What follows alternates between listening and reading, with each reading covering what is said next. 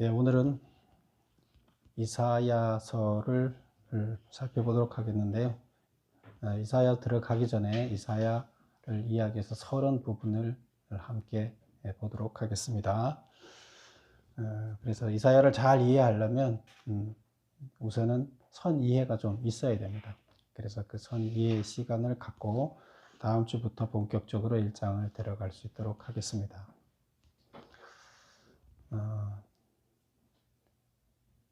우리가 살고 있는 세상은 선이에요, 악이에요?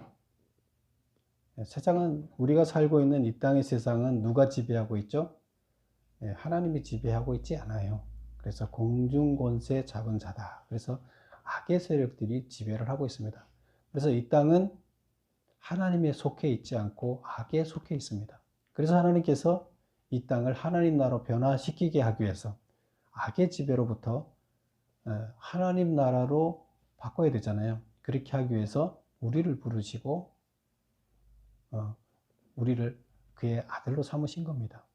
그리고 하나님은 스스로 그 일을 하지 않고 하나님이 만들어 놓은 하나님의 자녀들을 통해서 그 일들을 자녀들이 감당하게끔 하십니다. 그리고 하나님 계획은 언젠가 하나님이시기 때문에 하나님은 그 일을 완성하십니다. 그리고 그 일을 그 일이 완성됐을 때 우리는 흔히 종말이라고 얘기하는데 그때는 하나님 나라의 완성을 얘기합니다. 세상 사람들은 세상이 다 끝났구나, 종말이구나 이렇게 얘기할 수 있지만 우리는 그때를 어떻게 한다고요? 종말은 곧 하나님 나라의 완성을 의미한다.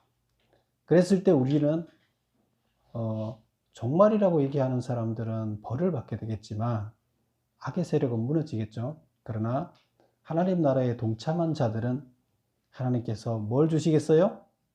후한 상을 주시리로다. 그래서 우리의 삶의 목표는 이 땅에 있으면서 하나님 나라를 완성시키는 데 동참하는 겁니다. 그래서 하나님 나라의 건설에 참여하는 거예요. 내가 가진 어떤 달란트를 통해서 그것을 감당하는 것이 우리가 살아가야 할 삶의 목표입니다. 그리고 그걸 행복으로 알아야 됩니다. 그것이 비록 나한테 힘든 것일지라도 우리는 그것을 기쁨으로 감당해야 됩니다. 왜? 하나님이 나라를 완성하는 것에 동참하는 거기 때문이에요. 그런데 이 일을 하려면 쉬울까요? 어려울까요? 남의 나라를 뺏어서 하나님 나라로 바꾸는 것이 쉽지 않죠. 근데 원래는 하나님 나라였어요. 근데 악한 놈들이 하나님 나라를 뺏어간 거예요. 그래서 우리는 정당하게 회복을 시켜야 돼요. 그래서 악으로 난무하는 세상에 악을 없애고 선으로 변화시키는 것이 하나님 나라 완성이에요. 그런데 이 악으로 난무한 곳에 하나님의 뜻과 정반대로 계속 가는 곳에 하나님의 뜻을 선포하는 게 뭐예요? 그 사람들이 바로 선지자예요. 그래서 우리 성경에서 나와 있는 선지자들은 뭐 하는 사람이냐? 세상의 방향이 잘못됐을 때 거기에다 대고 그 방향이 아니야, 틀렸어, 일로 가야 돼 하고 외치는 자가 바로 선지자입니다. 근데 이 메시지는 누구로부터 받습니까? 하나님으로부터 받아서 그 받은 메시지를 그대로 대언해서 세상에 외치는 겁니다. 그리고 그 방향을 바로 잡는 거예요. 그 일을 위해서 하나님께서 특별히 택해서 보낸 자가 선지자입니다. 그러면 선지자는 언제 등장해요? 세상이 잘 가고 있으면 하나님의 종들이 세상을 잘 이끌어서 하나님 나라 방향으로 가고 있으면 선지자를 하나님 보낼까 안 보낼까요? 보낼 필요가 없어요. 잘하고 있으니까.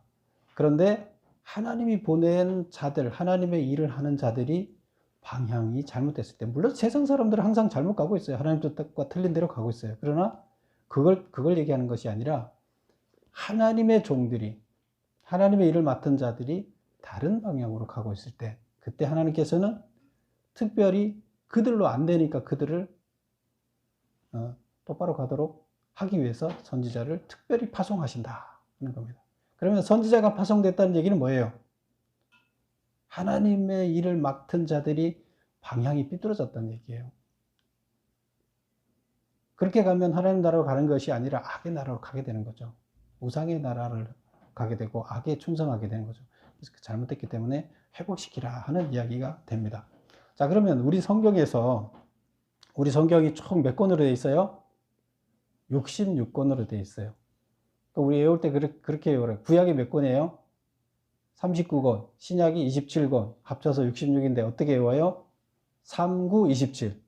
그래서 39권, 27권 해서 3, 9, 27 이렇게 외우죠. 그러면 66권이 되는 거죠. 그러면 39권을 우리가 어떻게 나눌 수 있을까요? 39권을 크게 나누면 제일 처음에 뭐가 있어요? 39권을 나누면 제일 처음에 뭐가 있죠? 예, 율법서가 5개가 있죠. 그 다음에 율법서 다음에 뭐가 있죠? 역사서가 있죠. 예, 역사서가 몇 개가 있느냐면 12개가 있습니다. 그러면 제일 처음에 5개, 12개 합치면 몇 개예요? 5개, 12개 합치면 몇 개예요? 17개. 그 다음에 끝에서부터 그 다음에 나오는 게 성문서인데 성문서가 5개 있어요. 그래서 성문서를 가운데 딱 놓고 또 우측에 17개가 있어요. 뭐가 17개가 있을까요? 예언서가 17개가 있어요. 그러면 좌측에 17개, 우측에 17개 두 줄을 세우고 가운데 성문서가 5개 있어요. 그러면 우측에 예언서도 17개를 5개, 12개로 나눌 수 있어요. 어떻게 나눌까요? 대선지서라 그래서 5개, 그 다음에 소선지서라 그래서 나머지 12개.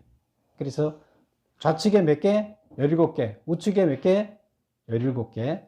가운데 성문서. 그렇게 다 합치면 66권이 됩니다. 그런데 이사야서가 몇 장으로 되어 있어요? 한번 보세요. 이사야 끝에 한번 가보세요. 몇 장까지 가나 한번 보세요.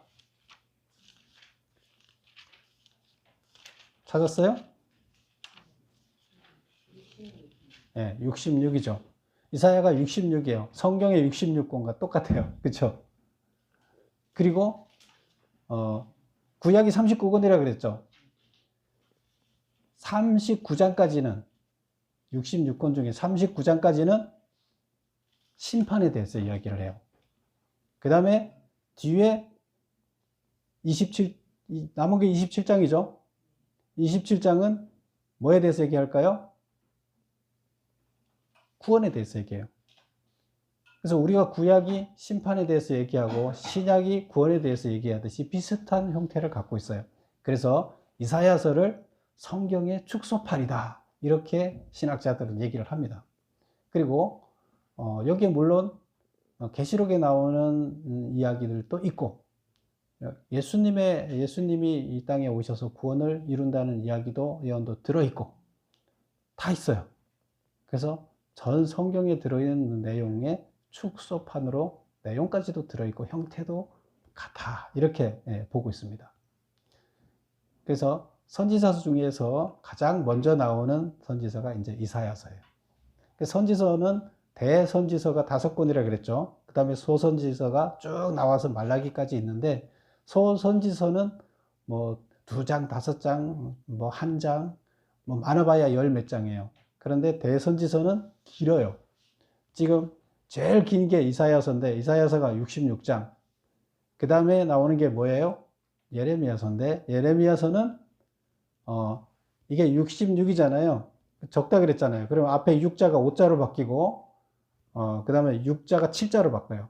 앞에는 내려가고 뒤는 올라가고 그러면 66에서 57이 되겠죠. 또 그 다음도 똑같아요. 57에서 또 하나 내려가면 몇 장이에요? 4. 또 하나 올라가면 8, 48장. 그게 뭐예요? 에스겔. 그리고 다니엘서, 그리고 예레미야는 또 애가가 같이 붙어 있죠. 예레미야 애가가 붙어갖고 원래 52장인데 그것까지 합쳐서 55장이 붙어서 58장이에요. 그래서 예레미야서, 예레미야 애가, 다니엘, 에스겔 이렇게 다 합쳐서 무슨 서라고요? 대선지서 이렇게 얘기를 합니다. 자, 우리 여기까지 보고 그래서 우리 성경에서 선지서가 차지하는 비율을 보면 숫자적으로 봤을 때 구약에서 선지서가 차지하는 비율이 상당한 거죠. 그렇게 보고 우선 구약의 역사를 한번 살짝 살펴보고 들어가겠습니다. 제가 나눠드린 자료를 한번 보세요. 그 보면 구약의 12시대 기간과 주요 사건 연대 이제 이렇게 돼 있는데요. 그걸 보시면 우리 성경은 약 500년 단위로 이렇게 대충 나눠져 있어요. 정확하지는 않지만. 그래서 처음에 어디서부터 나누나 하면 우리가 모세를 불렀을 때가 언제일까요? 모세를 불러서 출애굽하는 때죠. 그리고 모세를 부르기 전에 누굴 불렀죠? 아브라함을 불렀죠. 창조 이후에 망가져서 이제 아브라함을 불러서 이제 구원 사역을 시작을 하는데, 아브라함을 부른 때가 약 2000년이에요. 약 2000년, BC 2000년. 그래서 예수님 오신 것에서부터 뒤로 2000년 후퇴하면 거기서부터 이제 아브라함을 불러서 약 1500년경에 모세를 불러서 출애굽을 시켰어요. 그러면 한 500년 동안 뭐 했어요? 아브라함을 불러서 훈련을 시켰어요. 아브라함을 불러서 숫자도 늘리고 믿음의 가족들을 늘리고 그들을 훈련을 시켰어요. 무슨 훈련부터 시켰죠? 좋은 훈련부터 시켰어요. 겸손의 훈련, 낮아지는 훈련, 하나님의 일꾼으로 쓰기 위해서. 그래서 그들을 애굽의 노예로 가서 400년 살게 했어요. 아브라함이 너가 살고 있는 집을 떠나라. 그래서 한 100년 동안 헤매면서 자식들을 낳아서 어느 정도 자식들이 12자식 세대가 만들어지고 나니까 그때 어떻게 했어요? 이제 훈련소로 들여보낸 거예요. 그래서 400년 동안 훈련을 한 다음에 낮아지는 훈련을 하고 노예 생활 하다가 이제 드디어 이제 겸손해졌구나, 낮아졌구나. 어디로 가요? 이제 가나안 땅으로 이제 땅을 주는 거예요. 1차 훈련이 끝나서. 그래서 가나안 땅으로 들어보내서 가나안 땅에서 몇 년을 삽니까? 광야 40년, 그 다음에 또 가나안 땅을 정복해 들어가서 정복하는데 한 7년, 또 그 사사기 동안 한 350년 다 합쳐서 거기도 한 500년. 그래서 사사기 시대가 지나고 나서 이제 거기 보면 사울이 사무엘상하고 사사기 사이에 보면 1050년 나오죠. 이게 이제 왕을 주십시오 해갖고 왕을 등장시키는 왕정 시대로 들어가요. 이때 사울 왕 40년, 그 다음에 왕이 누구예요? 다윗 왕 40년, 솔로몬 40년, 이렇게 120년이죠. 그래서 왕 시대로부터 이스라엘이 망해서 포로 생활 70년까지, 그러니까 하면 몇 년이에요? 왕 시대가 1050년부터 포로기에서 귀환해서 올 때까지가 약 536년이에요. 그래서 한 500년. 그 다음에 또 거기서부터 예수님이 태어날 때까지 언제요? 몇 년이에요? 한 500년. 그쵸? 그렇게 해서 한 500년 단위로 큰 이 사건을 나눠볼 수가 있다. 이렇게 볼 수가 있습니다. 그 다음에 보면 구약에 지금 나온 선지자들을 보세요. 그 아래 밑에 보면 나와 있죠. 선지자들이 언제 나왔어요? 거기 보면 바벨론 포로 이전, 바벨론 포로 시기, 바벨론 포로 이후 이렇게 나눠볼 수가 있는데요. 그 바벨론 포로 이전은 아직 망하기 전이죠. 망하기 전에. 그래서 분열 왕국 시대, 남왕국 종속 시대. 분열 왕국 시대라는 것은 남북이 다 망하지 않고 있었다는 거죠. 남북이 망하지 않고 있을 때 그 몇 명이나 나왔어요? 그거 보세요. 세어보세요. 선지자가 몇 명이에요? 둘, 넷, 여섯, 일곱. 좀 많죠? 7명. 그리고 이제 북왕국이 망했어요. 그럼 남왕국이 아직 남아있잖아요. 남유다가. 그럼 남유다에서 또 그때 몇 명이에요? 4명 나와있죠. 그리고 이제 망하고 나서 바벨론 포로로 끌려갔어요. 끌려갔는데 그 바벨론에서 다니엘과 에스겔은 바벨론에 끌려가서 거기서 뭐 했어요? 예, 거기서 선지자 활동을 했어요. 근데 예레미야는 잡혀가지 않고 데리고 가다 예레미야 풀어줬어요. 그래서 풀어줘서 예레미야는 그냥 유다에 있으면서 또 애굽도 왔다 갔다 하면서 여기서 뭐 했어요? 예언을 했습니다. 그 다음에 바벨론 포로에서 돌아와서 학개스가랴 말라기, 이제 말라기가 이제 마지막 선지자죠. 그래서 마지막 선지자가 나온 게 400년대인데 400년 이후에는 아무도 없어요. 침묵의 시기예요. 예수님이 오시기 전에 무슨 시기예요? 침묵의 시기가 있었어요. 그리고 예수님이 왔어요.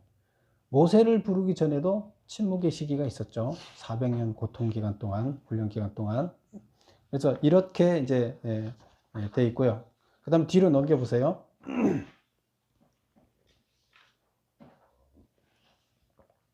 뒤로 넘겨보면 거기 보면 우리가 북이스라엘과 남유다 이렇게 나눴을 때 북이스라엘은 왕이 19명, 남유다에는 20명 이렇게 돼 있었죠.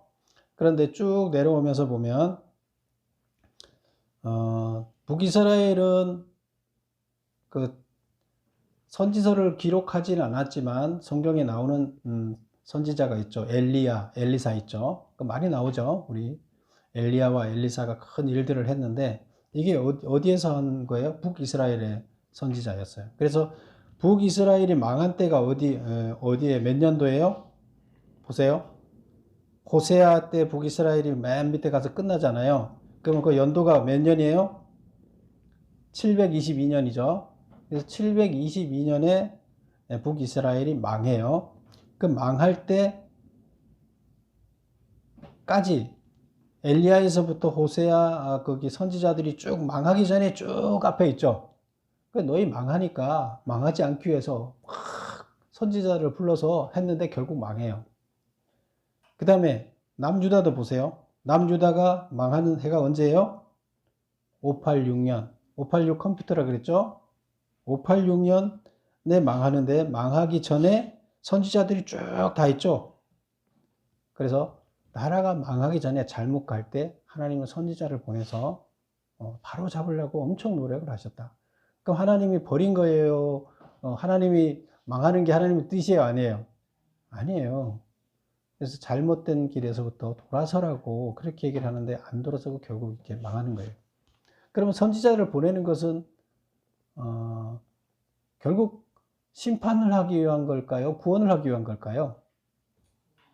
예, 구원을 이루기 위한 거예요. 죽이려고 하는 게 아니라 살리려 하는 거예요. 법에 의해서 잘못된 길을 가면 법에 의해서 심판을 받게 된다 그랬죠. 그래서 다시 살리려면 어떻게 해야 되느냐? 회개하고 돌아서야 돼요. 그래서 그 선지자들이 하는 거는 계속 그거예요. 잘못됐다. 돌아서라. 이게 선지자가 하는 말이 전부 다예요. 그때 상황에 따라 조금 그 내용은 틀리긴 하겠지만. 자, 여기까지 보시고요. 네, 쭉 읽어 내려가면서 정리를 하면 됩니다. 그래서 1번을 한번 보겠습니다. 구약 시대를 전환점 중심으로 구분을 하면 어떻게 구분할 수 있느냐? 아브라함을 선택한 게 BC 2000년, 출애굽한 게 1446년인데 약 1500년 이렇게 볼 수 있고, 왕정 등장이 1050년인데 1000년 정도 이렇게 볼 수 있고, 바벨론 포로 귀환이 536년인데 약 500년. 그 다음에 예수님 탄생 제로 원년 이렇게 해서 500년 단위로 이렇게 큰 전환점이 있었다. 성경에서 선지자란 어떤 존재인가? 하나님의 특별한 부르심을 받아 하나님의 말씀을 대언하는 자로서 하나님의 말씀이 임하면 해석이나 가감 없이 그대로 선포하는 사람들이다. 나비, 이 선지자가 나비예요. 그 히브리어로. 그래서 그게 무슨 뜻이냐 하면 말하도록 부르심을 받은 자.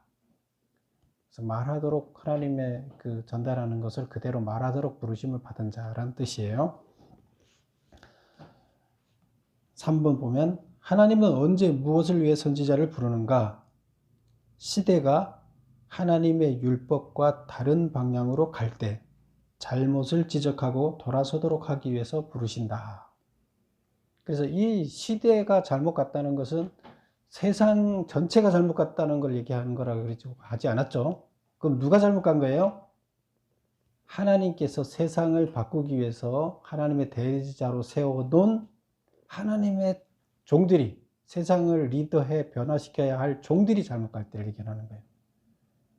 근데 이때는 재정일치시 됐죠. 그래서 제사장들이 곧 뭐였어요? 지도자들이, 종교 지도자들이 꼭 정치인들이었어요. 그럼 오늘날은 세상을 바로 가기 위해서 일하는 자가 누구예요? 정치 지도자는 하나님이 사용하는 지도자가 아닌가요? 교회 지도자만 하나님이 사용하기 위한 지도자인가요? 어떻게 그걸 보느냐에 따라서 정치에 참여해야 되느냐 말아야 되느냐 하는 이야기가 나오는 거죠. 그래서 그게 관련해서 성경학자들도 논쟁이 많았습니다. 그러나 궁극적인 변화를 위해서 하나님의 종들이 바로 가야 되지만 세상이 정말로 잘못된 길로 간다 그러면, 돌이킬 수 없다 그러면 거기를 변화시키기 위해서 우리가 참여해야 되는 것이 우리들이 해야 할 일인 거죠. 그 다음에 4번 보면 선지자들이 선포한 메시지의 특징은 무언가?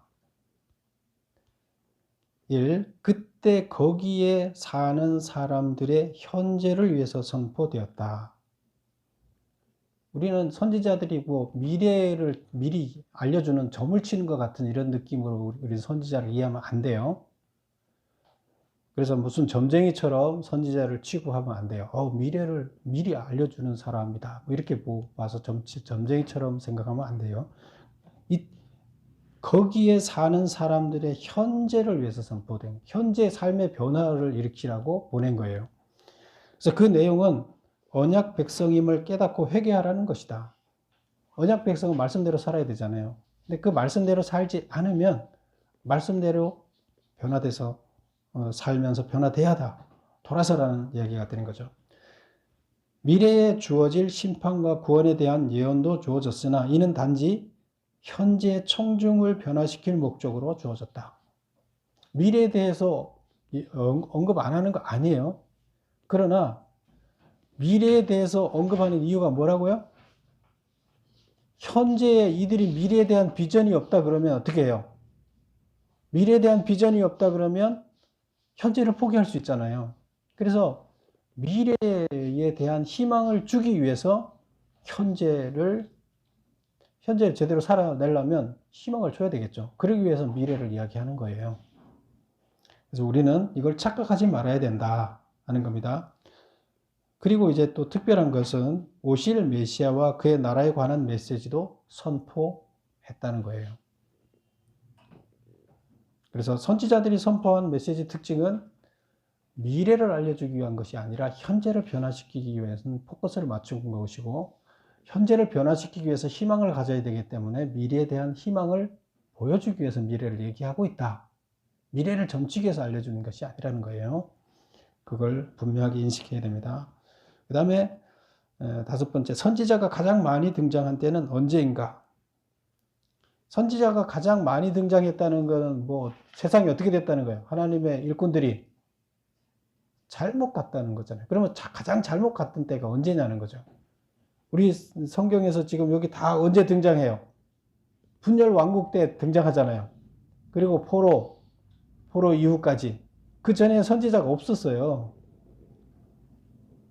그러면 여기 보면 5번, 분열 왕국 시대부터 포로기와 귀환 이후 BC 400년까지, 이때까지 한 1000년 정도 사이에 그 이스라엘 왕정 시대 이후부터 포로기에서 돌아올 때까지 이게 약 1000년인데 이 1000년 기간 동안 왕정한다 그러면서 잘못 갔다는 거죠. 그렇죠? 그래서 거기에 선지자들이 다 하나님께서 선지자들 여기서 보낸 거예요. 하나님이 이 시대에 북이스라엘의 멸망 직전과 남유다 멸망 직전에 특별히 다수가 등장했다. 하나님이 멸망 안 시키려고 안간힘을 썼어요. 그 막 선지자는 엄청 보냈어요. 그런데 결국 말을 들어요, 안 들어요? 안 들었어요. 고집대로 했어요. 그래서 뭐라 그래요?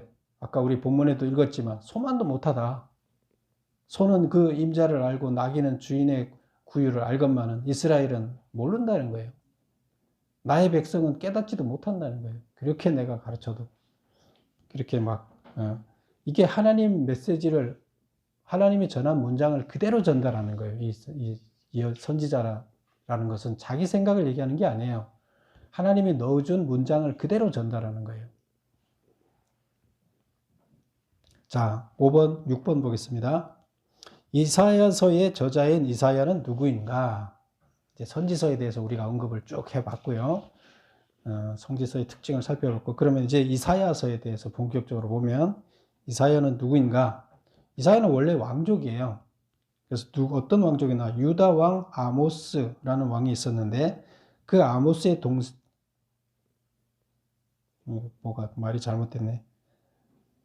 유다 왕 아모스가 아니고, 유다 왕의 그 동생 아모스가 있는데 그 아모스의 아들이에요. 그 다음에 그러니까 왕족이죠. 우시야, 요담, 아하스, 히스기야의 통치 기간에 걸쳐 약 60년간 선지자 사역을 했다. 사역 기간이 길었다는 거예요. 왕이 몇 명 바뀌어요? 예, 우시야가 막 다음 왕으로 요담이라는 왕으로 바뀌기 직전에 바뀔 때 그때 이제 하나님의 부르심을 받았어요.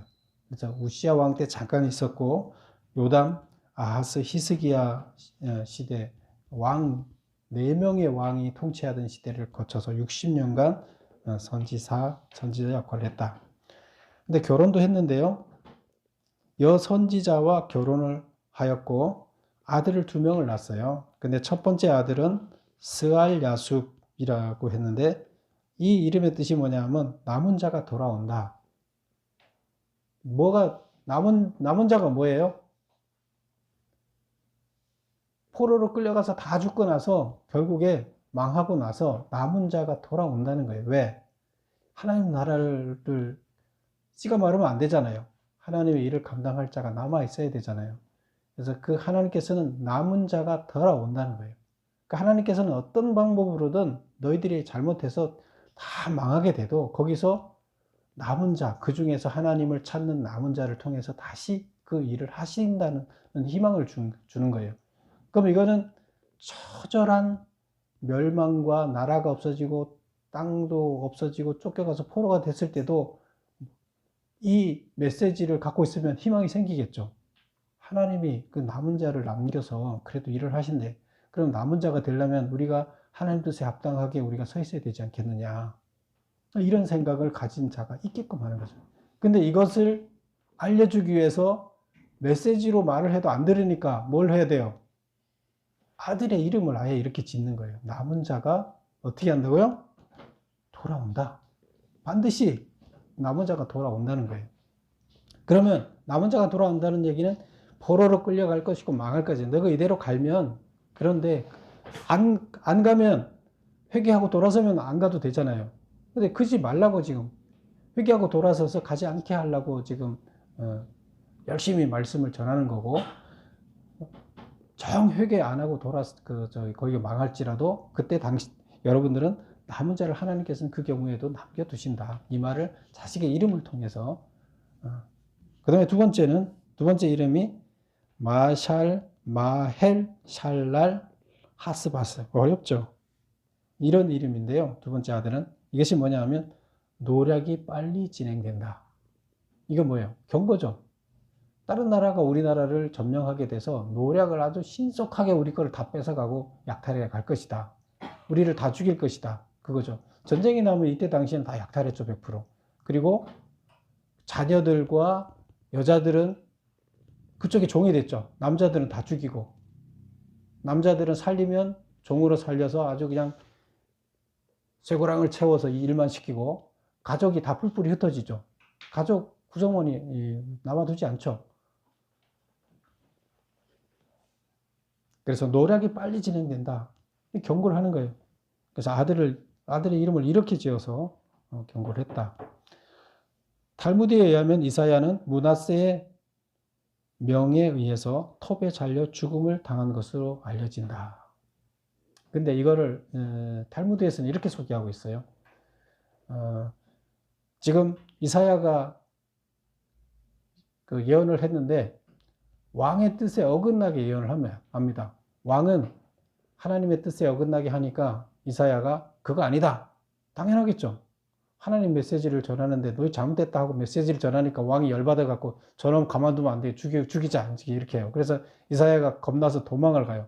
도망을 갔는데 어느 큰 나무, 가다가 큰 나무를 만나서 나무 속으로 들어갔어요.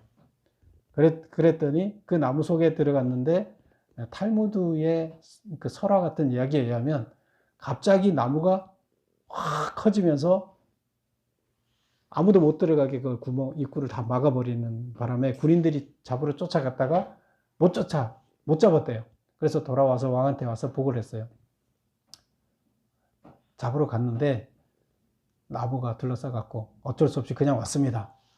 그랬더니 왕이 화가 나서 야 그럼 나무를 베어와.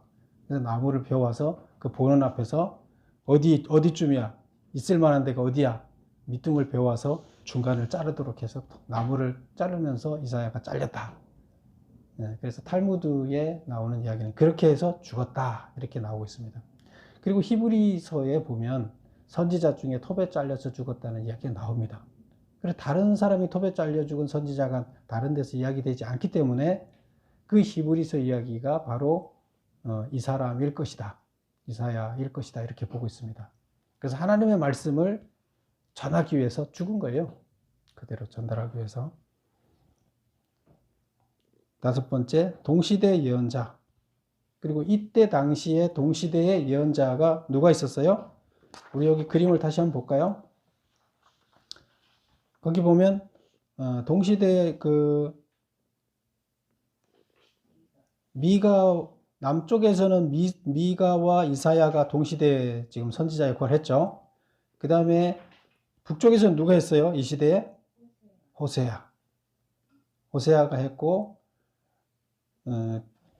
그 다음에 이제 요나나 아모스가 어디에는 겹친다고 이렇게 보고 있어요.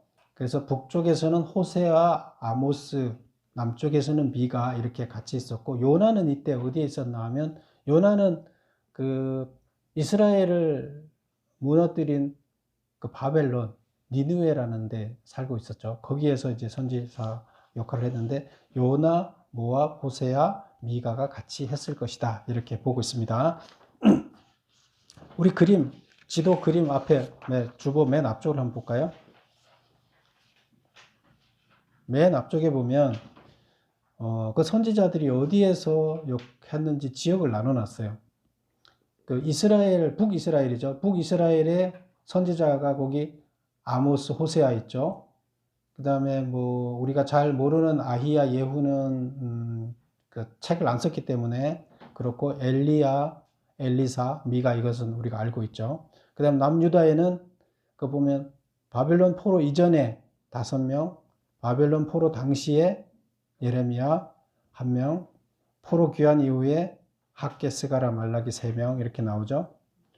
그 다음에 에돔이라는 데 가서 또 하나님이 에돔에 가서 전하라고 한 선지자가 있었죠. 누구예요? 에돔에 누가 있어요?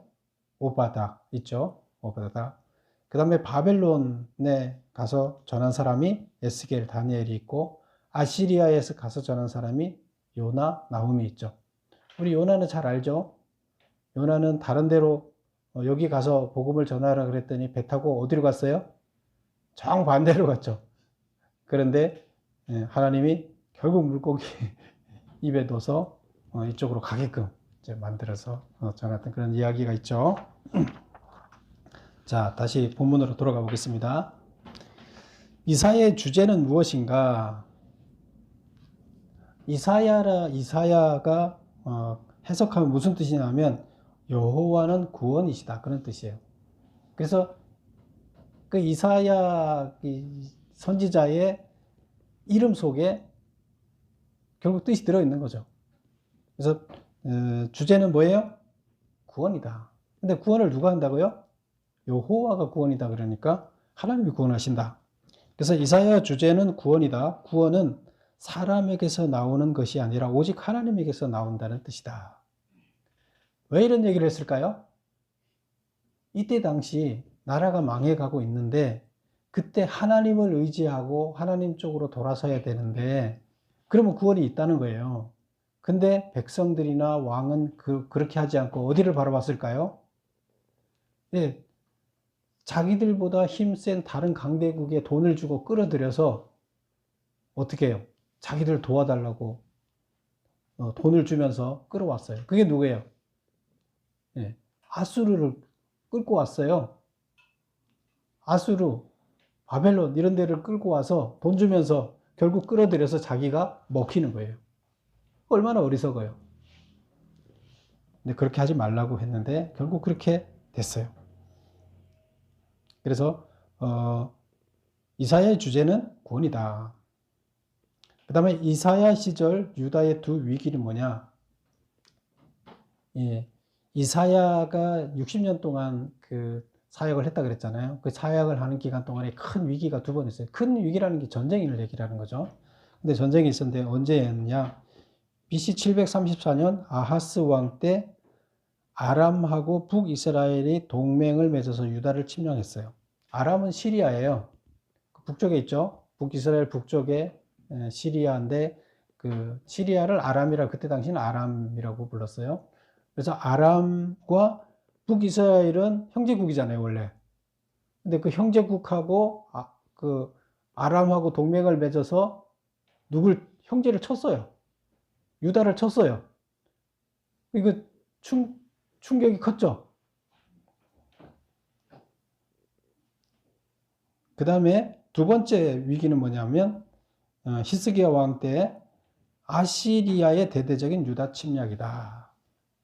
그래서 첫 번째 그 아람과 북이스라엘이 동맹을 맺었을 때 어떻게 했나 하면 유다를 침공해 오니까 유다에서 자기 힘으로 안 되겠다. 그러면 외세를 끌어들이자 해서 누굴 끌어들이기로 했느냐? 아시리아를 끌어들인 거예요. 아시리아를 끌어들이자. 아시리아한테 돈을 왕창 줬어요. 많이 주고 퍼주고 군대 좀 보내달라. 그런데 아시리아가 와서 어떻게 했어요? 와서 잘 싸워줬나요? 돈만 잔뜩 먹고 와서 싸워주는 채 하고 안 싸웠어요. 그리고 어떻게 했어요?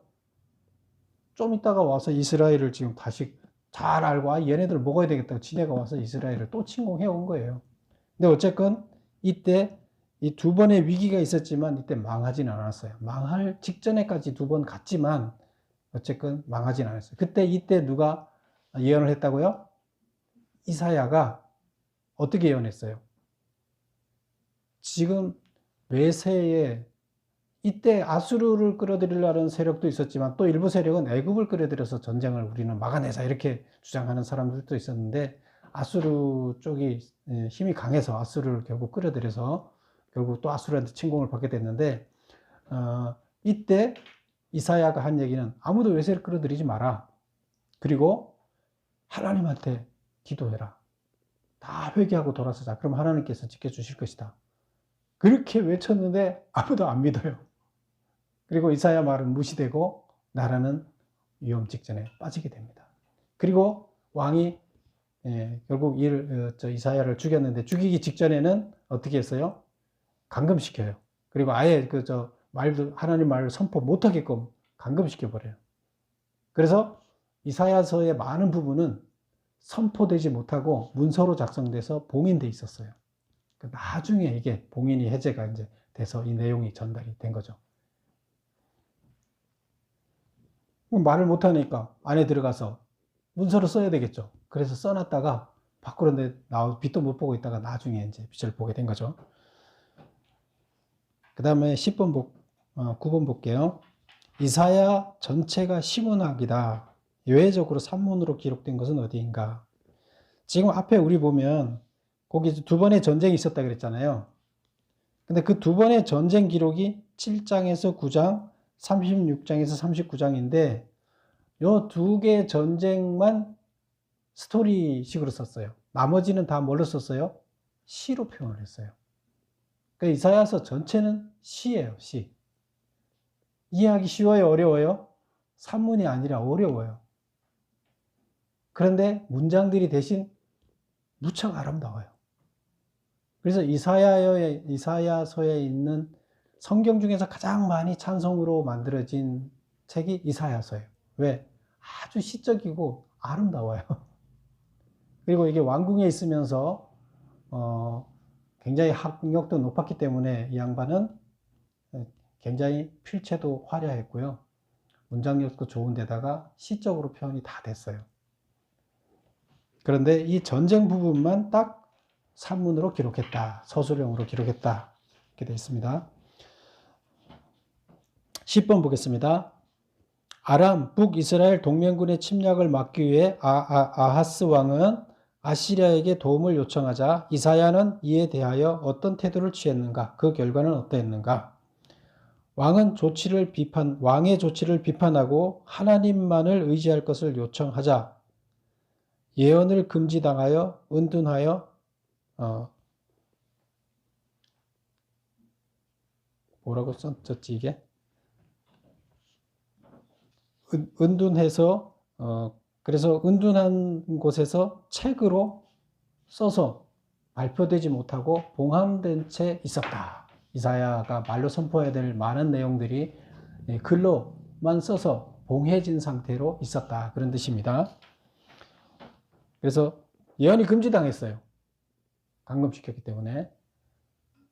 그래서 오히려 필체가 더 좋았는지 몰라요. 그 다음 보겠습니다. 이사야는 어떻게 구성되어 있는가? 이사야 처음에 그랬죠. 크게 두 계주로 나누는데 심판과 구원으로 나눌 수 있다 그랬죠.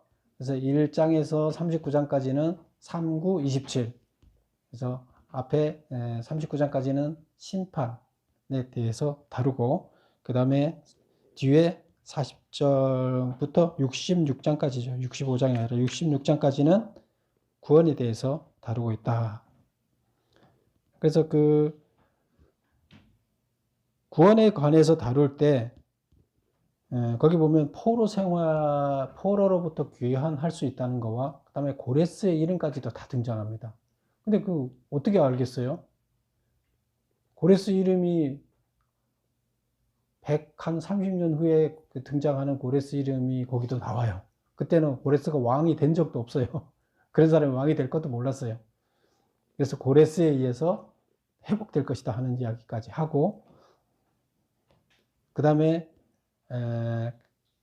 이들을 회복시키기 위해서 메시아가 오실 것이다. 메시아가 와서 결국에 모든 사람들을 다시 구원해 주실 것이다 하는 고난의 종. 그래서 메시아가 와서 고난을 당하고 그 고난을 당하면서 구원해 줄 거다. 그래서 예수님을 예언을 하는 거예요. 그래서 고난의 종과 그 사역을 깊이 있게 아주 자세하게 소개를 하고 있습니다. 이사야서에서. 그래서 이것을 미리 알려주는 거죠.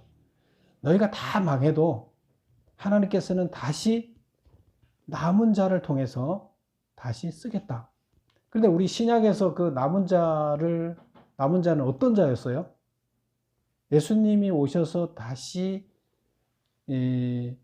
남은 자 중에서 골라서 이제 제자를 삼으셨잖아요. 그리고 그 제자들을 하나님의 상속자로 계약을 하고 하나님의 종으로 계약하고 그들이 이제 다시 복음을 하나님 나라를 만들어가기 시작한 거잖아요. 그러면 기존에 있던 제사장이나 하나님의 일을 했던 자들은 어떻게 했어요? 그들을 다시 사용했나요? 예루살렘에 그들이 다 남아 있었잖아요. 사용했나요? 안 했어요. 하나님이 사용하기 싫어서 안 했나요? 사용할 수 없는 존재가 돼 있었어요. 그들은 하나님의 뜻에 전혀 어긋나는 방향으로 가 있었기 때문에 스스로 그들은 하나님이 사용할 수 없는 자로 변질되어 있었어요. 그래서 하나님은 남은 자 중에서 쓸만한 자 중에서 했는데 그들이 누구였어요? 글도 모르고 농사 짓고 어부 생활하고 그런 자들이에요. 예수님이 와서 고른 자들은 다 그런 자예요. 근데 그 중에서 딱 하나 글을 아는 자가 누구였어요? 가룟 유다. 근데 그는 스스로 자기가 제자가 되겠다고 왔죠. 나라를 구하겠다고. 기적을 행하는 우리 자를 스스로 모셔서 잘 하면 이 나라를 구할 수 있겠다. 로마 제국으로부터 우리 나라를 구할 수 있겠다. 뭐 이런 생각에서 왔지. 근데 나머지 제자들은 예수님께서 직접 선택을 했는데 그들은 세상 사람들이 봤을 때 쓸만한 가치가 하나도 없는 사람들이었어요. 뭘 보고 하신 거예요? 그들의 중심을 보고 하나님께서는 다시 제사장이나 기존의 하나님을 올바로 자기들 믿는다고 생각하는 사람들이 아니라, 교회에서 일하는 사람들이 아니라 저기 가장 가난한 사람들이 살고 있는 지역이 가나안 땅 지역이고, 노예들이 살고 있는, 농사꾼들이 살고 어부들이 살고 있는데, 거기에서 중심을 찾아서 하나님께서는 쓸만한 자를 찾아내고 보석을 찾은 거죠. 그들을 제자 삼은 거예요. 그리고 다시 그들을 남은 자로 일으켜서 계약을 하고 지금까지 교회를 이끌어오고 있습니다. 우리는 다시 계약된 자예요. 신약에서 예수님이 오셔서. 그래서 여기서 남은 자라는 것은 바로 그런 자가 되는 겁니다. 그래서 우리가 교회 다닌다고 변화되지 않으면 우리는 그때 당시 예루살렘에 있던 제사장들과 예루살렘에 있던 성도들과 똑같이 되는 거예요. 변화돼야 돼요. 그래서 우리는 하나님의 영과 우리의 영이 부딪혀서 하나님의 영이 우리를 변화시키게 하는, 그래서 우리가 변화돼야 되는 거예요. 그래서 신앙은 누굴 보기 위해서 하는 것도 아니고 누구한테 보여주기 위해서 하는 것도 아니고 하나님의 영이 내 영과 맞닿아서 변화를 일으켜야 돼요. 하나님의 영을 우리가 간절히 찾고 하나님의 영과 부딪히면 우리 변화되게 돼 있습니다. 자, 여러분들은 어떻게 해야 됩니까? 우리는 다 선지자라고 생각을 해야 돼요. 하나님이 보낸 선지자 역할을 감당해야 될 자, 아니면 하나님의 종으로 서야 될 자들이에요. 그렇다 그러면 하나님께서 원하시는 방향대로 온전히 서서 그 방향대로 결단하고 살아가야 됩니다. 이제 이사야가 어떻게 잘못된 세상에 어떤 말을 선포하면서 세상을 바꾸려고 노력했는지를 우리는 다음 주부터 살펴보도록 하겠습니다. 기도하겠습니다. 아버지 하나님,